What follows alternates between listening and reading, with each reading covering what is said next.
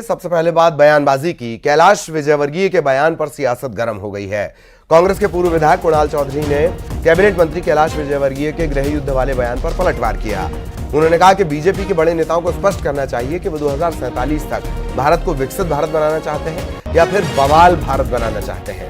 उनकी माने तो बीजेपी की असल नीतियां यही है कि कैसे भारत को खंड खंड किया जाए, एक दूसरे से लड़ाया जाए। इसके साथ ही उन्होंने कहा कि कांग्रेस का एक भारत को कभी खंड खंड कांग्रेस नहीं होने देगी। कांग्रेस को कुर्बानी देना भी आता है, सरकार चलाना भी आता है।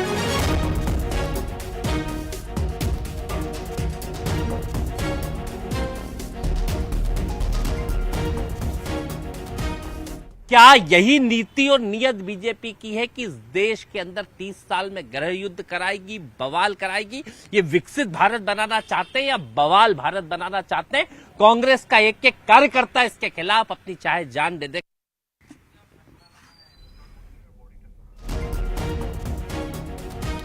तो विजयवर्गीय ने यह बयान दिया और उस बयान पर अब सियासत गर्म है। कैलाश विजयवर्गीय कैबिनेट मंत्री, सहयोगी वासु हमारे साथ जुड़े हुए हैं। वासु के पास आपको लिए चलेंगे। वासु, बयान पर बवाल जी।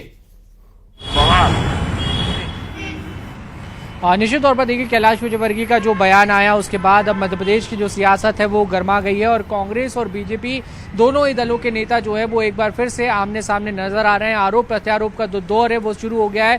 कैलाश विजयवर्गीय के बयान के बाद कांग्रेस के पूर्व विधायक और मुख्य प्रवक्ता कुणाल चौधरी ने निशाना साधा और उन्होंने कहा है कि बीजेपी हमेशा तोड़ने की राजनीति करती है और कांग्रेस कभी ऐसा होने नहीं देगी। कांग्रेस ने हमेशा से देश को जोड़ के रखा है, सुचिता की राजनीति की है और हम लोग एक एक कार्यकर्ता कांग्रेस का पूरा दमखम लगा देगा, लेकिन ये एकजुटता, ये अखंडता जो है वो हमेशा बनी रहेगी। और कांग्रेस लगातार इस बात का भी बखान करती है कि जिस तरीके से आजादी के पहले का संघर्ष और आजादी के बाद जब लगातार कांग्रेस की सरकारें देश में रही है तो किस तरीके से पूरे देश को, अलग अलग धर्मों को, संप्रदायों को जोड़ के रखने का काम कांग्रेस ने किया है और ये भी कहा है कि आगे भी हम इसको जारी रखेंगे। बीजेपी कितनी भी कोशिश करके कामयाब नहीं होने देंगे। ठीक ठीक, वासु बने रहिएगा। नेहा बग्गा जी भी हमारे साथ जुड़ी हुई हैं, उनका भी एक रिएक्शन ले लेते हैं भाजपा से।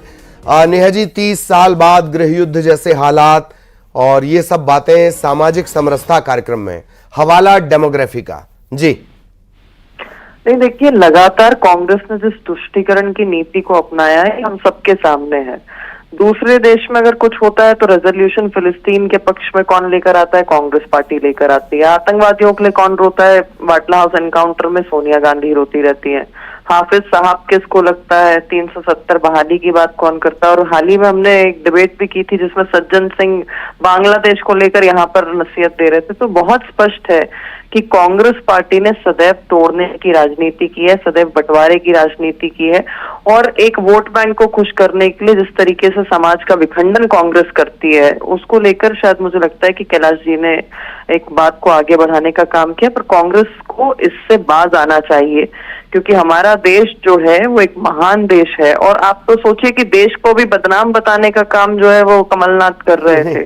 तो निश्चित तौर पर सरकार आपकी और कर सब कांग्रेस रही है। कितने हैरत की बात है नेहा जी। नहीं, देखिए, कांग्रेस एक मुख्य विपक्षी दल है और हमने एक बार नहीं अनेकों बार देखा है कांग्रेस इस स्ट्रैटेजी के साथ तोड़फोड़ करने का प्रयास करती है। हाल ही में चुनाव में हमने नहीं देखा क्या ललित जी? संविधान समाप्त हो जाएगा, आरक्षण समाप्त हो जाएगा। तो जिस तरीके के झूठे नैरेटिव कांग्रेस पार्टी हर बार लेकर आती है ये हम सब ने देखा है और उसके पीछे केवल और केवल आरक्षण की बात आपने केवल और केवल आरक्षण का मसला ही आपके नेताओं से उठा था। नेहा जी प्लीज बने रहिएगा।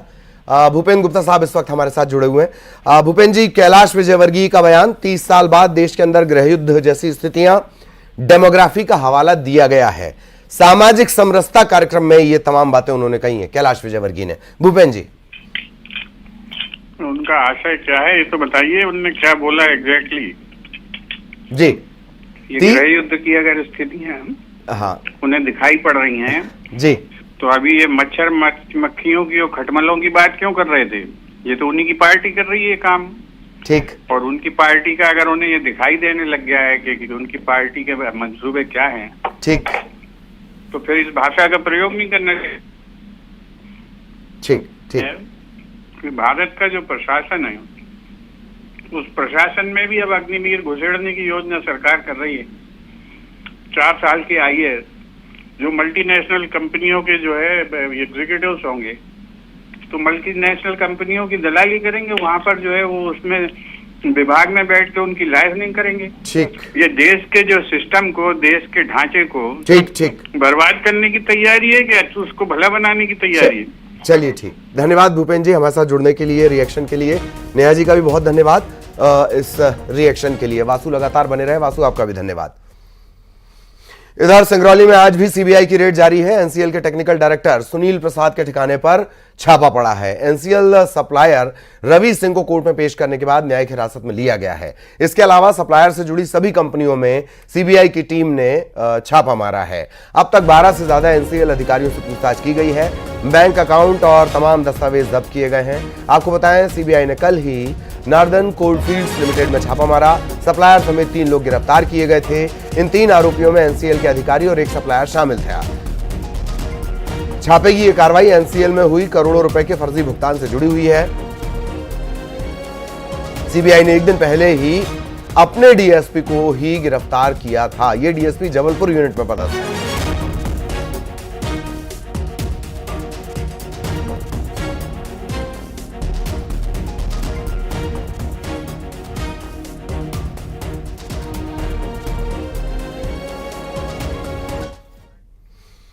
इधर इंदौर में जेल से छूटते ही बदमाशों ने शक्ति प्रदर्शन किया। संयोगितागंज थाने इलाके में एमवाय अस्पताल के चौकी के सामने केक काटा गया। ये बदमाश एमवाय अस्पताल में हुए गैंगवार के बाद से जेल में बंद थे। जेल से छूटने के बाद एमवाय अस्पताल में जाकर पुलिस चौकी के सामने इन लोगों ने केक काटा। आपको बता दें, एमवाय अस्पताल में एम्बुलेंस चलाने को लेकर 2 गुटों में वर्चस्व की लड़ाई थी। इसी मामले में ये बदमाश जेल गए थे।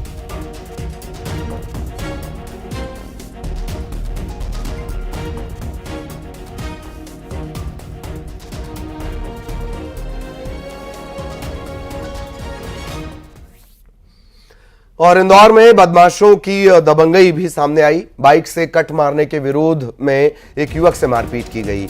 न सिर्फ मारपीट की गई बल्कि अपमानित करने के लिए जूते के फीते बंधवाए गए। ये पूरा घटनाक्रम सीसीटीवी में रिकॉर्ड हुआ है। शिकायत के बाद मामला दर्ज कर लिया गया है। आरोपी पर पहले से ही कई मामले हैं। भंवरकुआं थाना क्षेत्र का यह पूरा घटनाक्रम है।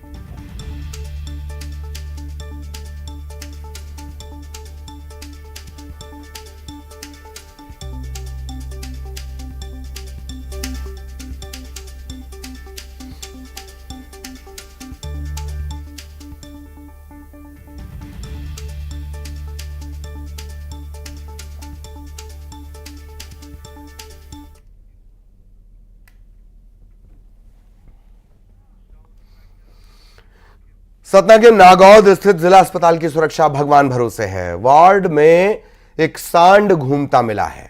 बताया जा रहा है कि नजारा हर रोज का है। रोक टोक करने वाला कोई है नहीं। जिला अस्पताल के वार्ड में सांड के घुसने का वीडियो वायरल हो रहा है। वार्ड में इस तरह से सांड के आ जाने से मरीजों की जान से खिलवाड़ की आशंका बनी रहती है, लेकिन जिम्मेदारों के कान पर जूं तक नहीं रेंग रही।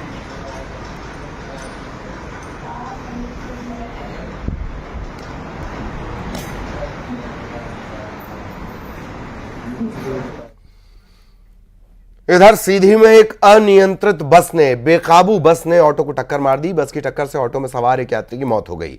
करीब 12 लोग घायल हो गए हैं। 4 की हालत गंभीर है।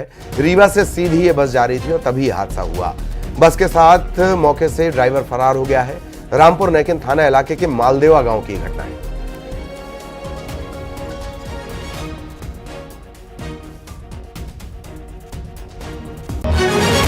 तो 4 लोगों की हालत गंभीर बनी हुई है।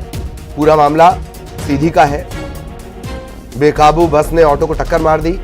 इसमें ऑटो में सवार एक मुसाफिर की मौत हो गई। 12 से ज्यादा लोग घायल हैं। इनमें से 4 की हालत गंभीर बताई जा रही है। सभी को अस्पताल में भेजा गया है। रीवा से सीधी ये बस जा रही थी, तभी मालदेवा गांव के पास ये घटना हो गई।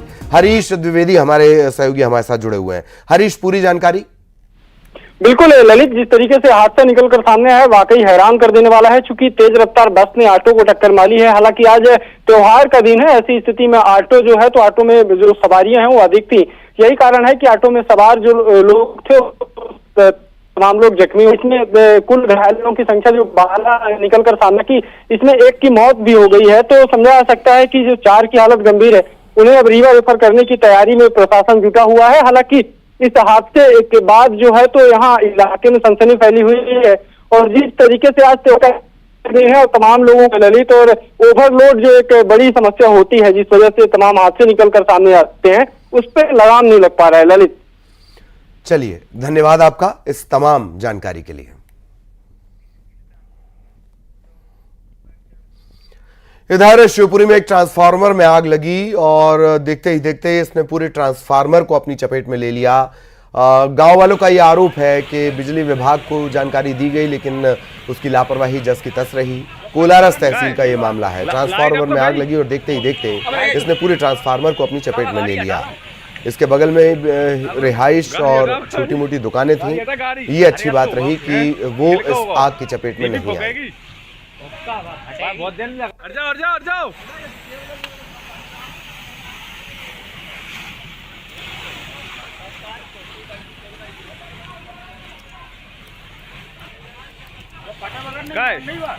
लाइट अब तो गई।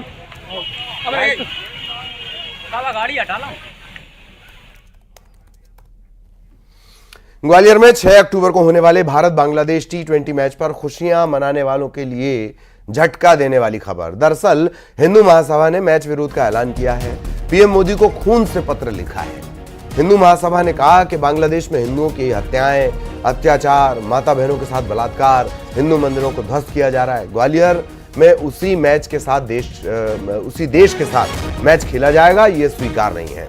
हिंदू महासभा ने पीएम मोदी से इस मैच को रद्द करने की अपील की है। के अंदर तो मैच किया जा रहा है, खेलने का बात की गई है 6 तारीख को, उसका हिंदू महासभा विरोध करती है। हिंदू महासभा ने 15 दिन का समय देश के प्रधानमंत्री माननीय श्री नरेंद्र मोदी जी को दिया है।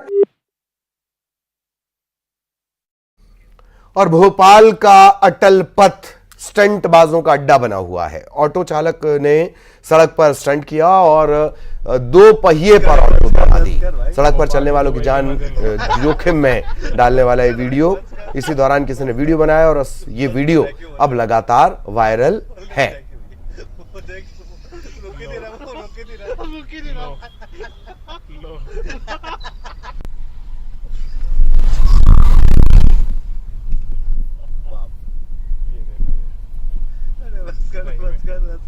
भोपाल में दुबई के मजे लो।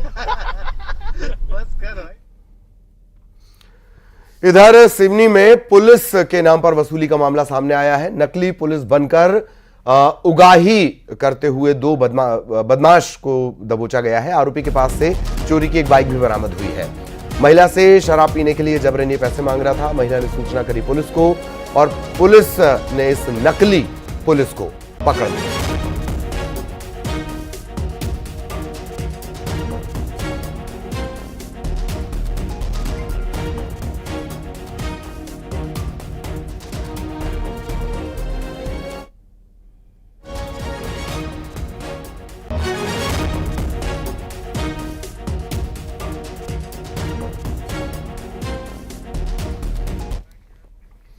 छतरपुर में सिगरेट के पैसे मांगना दुकानदार को भारी पड़ गया। पैसे मांगने से नाराज युवक ने दुकानदार को थप्पड़ जड़ दिया।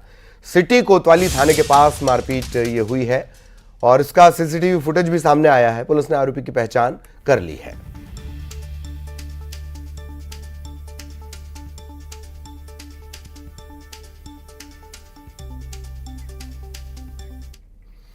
इधर धार के बाकानेर से एक अजीबोगरीब मामला सामने आया। एक बच्चा अपने पिता की डांट से खफा होकर, नाराज होकर पिता के खिलाफ रिपोर्ट लिखाने के लिए थाने पहुंच गया। हालांकि पुलिस ने बच्चे को अच्छे से पढ़ाई लिखाई करने और ज्यादा उपद्रव मस्ती नहीं करने की नसीहत दी और वापस उसके घर पहुंचा दिया।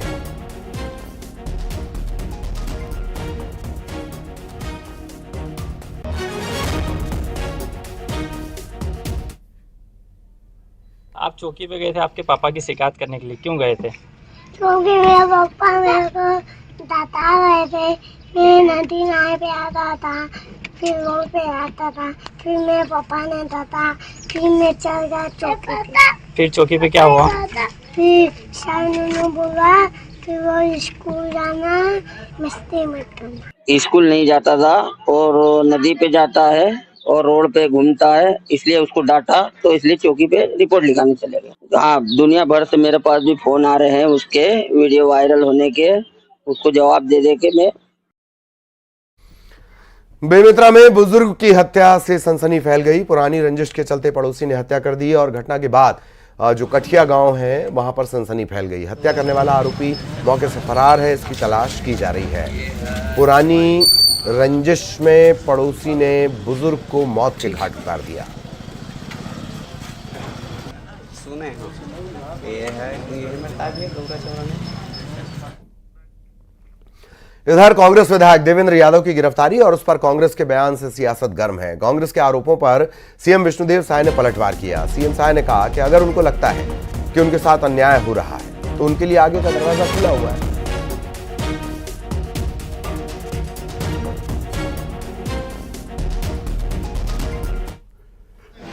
अब वो तो कहेंगे ही। अब अगर उनको लगता है कि उनके साथ अन्याय हो रहा है तो आगे भी दरवाजा उनके लिए खुला है।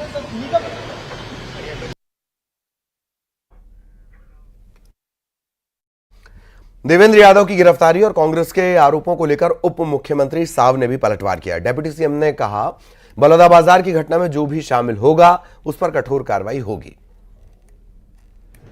देखिए, जो भी उस घटना में संलिप्त होगा, जिसकी भी संलिप्तता पाई जाएगी और जिनके खिलाफ भी साक्ष्य उपलब्ध होगा उन पर निश्चित रूप से कठोर कार्यवाही होगी। और ये हम सब ने देखा है कि इस घटना का षड्यंत्र किसने किया। सतनामी समाज को बदनाम करने का काम, सतनामी समाज के ध्वज को बदनाम और अपमानित करने का काम और प्रदेश की शांति और सद्भावना को बिगाड़ने का काम, इसके पीछे जो लोग भी होंगे वो बख्शे नहीं जाएंगे। कानून सम्मत कार्यवाहियां निश्चित होगी। और यहां रुकेंगे एक ब्रेक के लिए।